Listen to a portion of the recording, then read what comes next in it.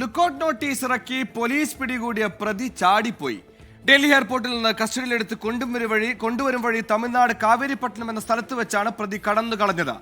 Pathanamthitta cyber police POCSO വകുപ്പ് ഉൾപ്പെടെ ചുമത്തിയ പീഡനക്കേസിലെ പ്രതിയാണ് ചാടിപ്പോയത്. ശ്രീകുമാരൻ പത്തനംതിട്ടയിൽ ചേർന്നു. ശ്രീജിത്ത്, ലുക്കൌട്ട് നോട്ടീസ് ഇറക്കി പിടികൂടിയെന്ന് പറഞ്ഞാൽ അത്രത്തോളം കഷ്ടപ്പെട്ട് പിടികൂടിയ പ്രതിയാണ്. എങ്ങനെയാണ് ചാടിപ്പോയത്? ആരാണെന്ന വിവരം ലഭ്യമല്ലേ?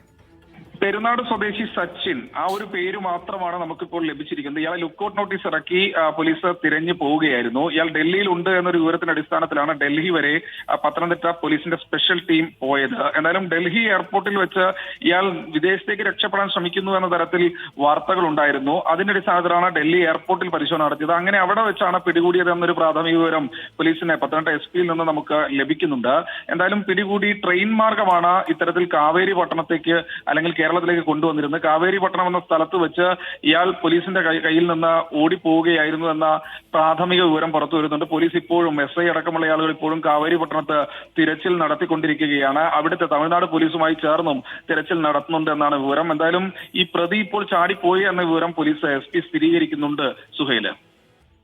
ശരി, ശ്രീകുമാരനാണ് വിശദാംശങ്ങൾ നൽകിയത്. പോക്സോ വകുപ്പ് അടക്കം ചുമത്തിയ കേസിലെ പ്രതിയാണ്. ലുക്കൌട്ട് നോട്ടീസ് ഇറക്കി പിടിച്ചതാണ്, പക്ഷേ പ്രതി കസ്റ്റഡിയിൽ നിന്ന് ചാടിപ്പോയി. തിരുവനന്തപുരത്തേക്കാണ്.